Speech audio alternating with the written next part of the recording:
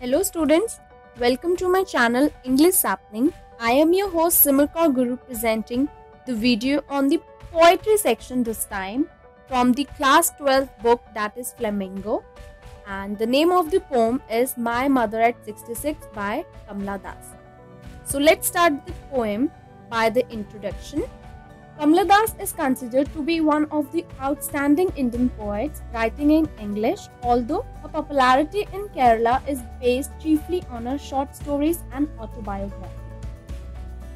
This poem, My Mother at 66, revolves around the theme of advancing age and fear adhered to it about loss and separation.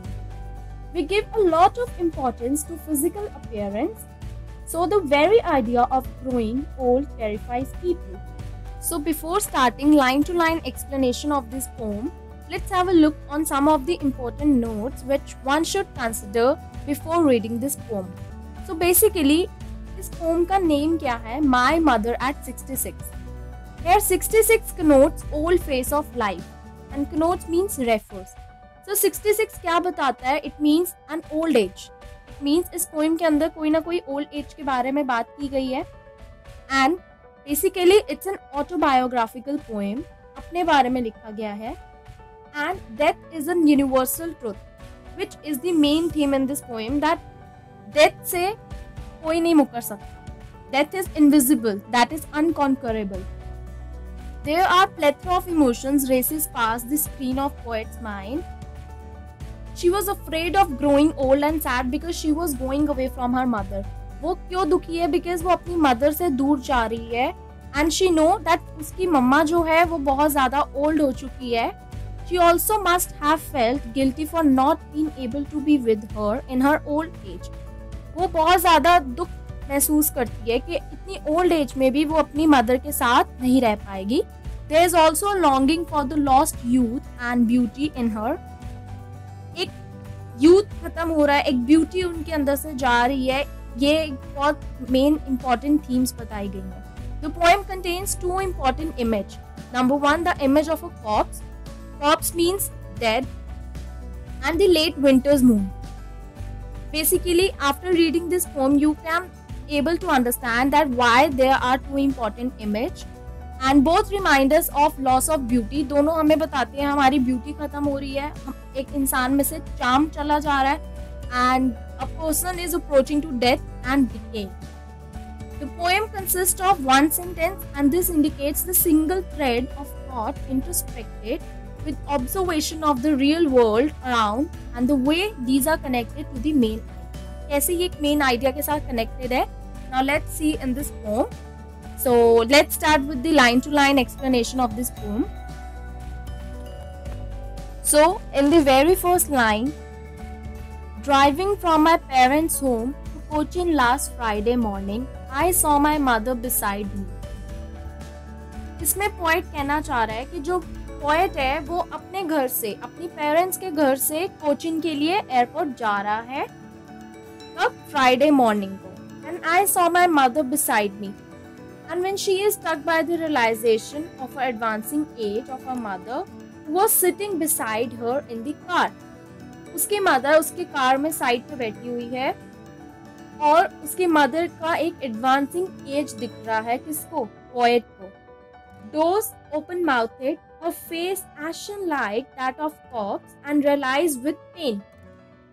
अब उसकी mother का जो face है वो उसको किस तरीके का लग रहा है? डेड बॉडी की तरह. जैसे एक डेड बॉडी का फेस होता है उस तरीके से उसको अपनी मदर का फेस दिखता है और वो जो इमेज है उसको बहुत ज्यादा डिस्टर्ब कर रही है. किसको?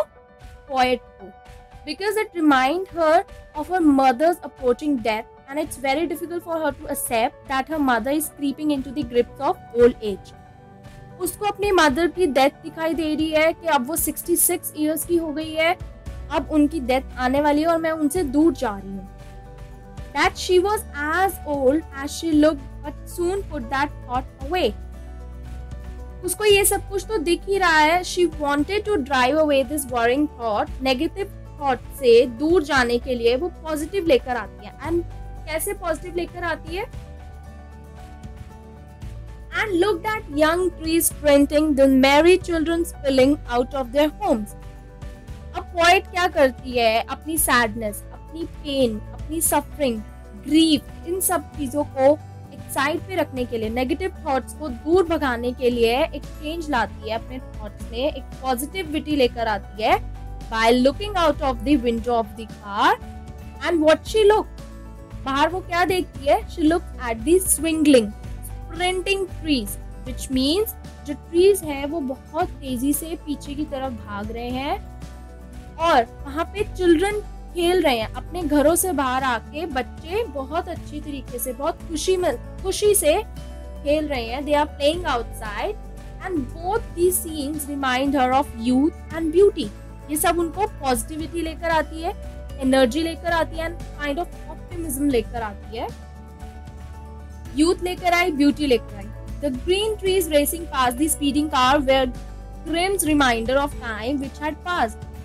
वो टाइम वो निकल चुका है। इट मींस जो ट्रीज पीछे की ओर भागते हुए जा रहे हैं, जब कार आगे जाती है तो पेड़ पीछे की तरफ भाग रहे हैं। उसको क्या लग रहा है, जो उसका और टाइम है, जो उसका पास्ट है, वो निकल चुका है, वो टाइम निकल चुका है। And the joyous children playing outside, जो खुशी से बच्चे बाहर खेल रहे हैं, इट मींस वो एक पॉजिटिविटी, एक यूथ एनर्जी लाइफ में लेकर। Right? But after the airport security check standing a few yards away, अब पोएट अपने अगर देखा जाए तो she had this feeling that made her insecure.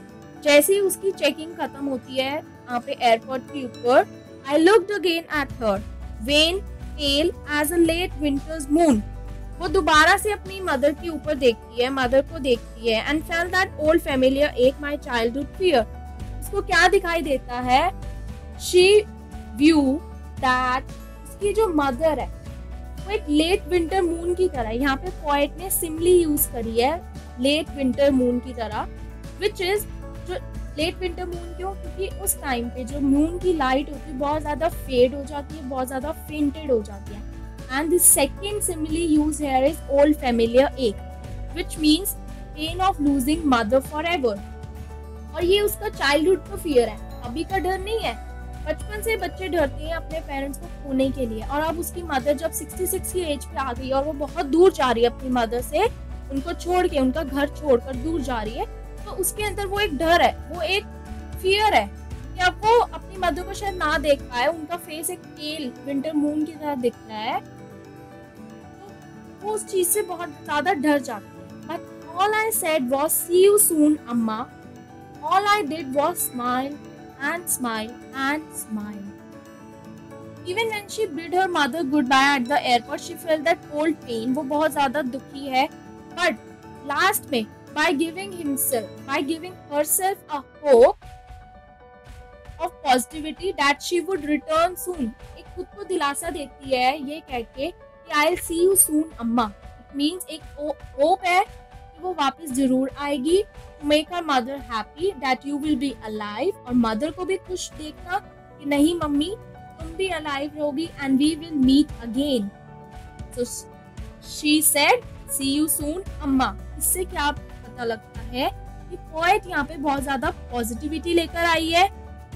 उसके अंदर जो एक नेगेटिव थॉट था कि वो अपनी मदर को नहीं देख पाएगी, वो एक सिंपल सी लाइन के साथ उस फियर को, ऑफ ओल्ड एज के फियर को खत्म करती है। So here the poem ends with the note of positivity and optimism.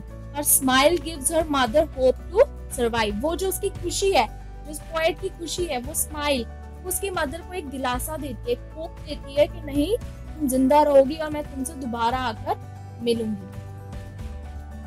So this is very heart-touching poem. It's a real life situation poem, जहाँ पे आप अपनी लाइफ के साथ जो भी आप सबकी लाइफ के अंदर होता है, death and birth. So that's a kind of a universal truth. आप इससे दूर नहीं भाग सकते। People have fear of death. लोग डरते हैं इससे, but one day आपको ये सामने मिलता ही मिलता है। So it's invisible or unconquerable truth. So this is a very good poem by Kamla Das and it's autobiographical, as I said it earlier. So I hope you all enjoy this poem, and for more understanding let's have a look on some of the glossary words which I have mentioned in the end of this video. So let's get started with that. Number 1, beside. Beside means alongside. Second, dose, which means lap. Third, ashen means pale. Fourth, corpse means dead body. Fifth, spilling, which means let out. Sixth, sprinting, which means moving fast, as trees are moving very fast. Seventh, van, which means dim or like kind of a weak person. And the last word is pale, which means dull, colorless, as she used the simile that the cold winter's moon, late winter's moon, and pale as the winter's moon. तो इसके अंदर ये वाले words use किए. So I hope with this line-to-line explanation and some of the glossary words, you all are able to do this poem very nicely. So this is all about this poem, My Mother at 66 by Kamala Das. I hope you all understand it properly. Give this video a thumbs up if you like it, and if you are the new viewer of my video, then do subscribe my channel and make sure to hit that notification bell also. Thanks for watching.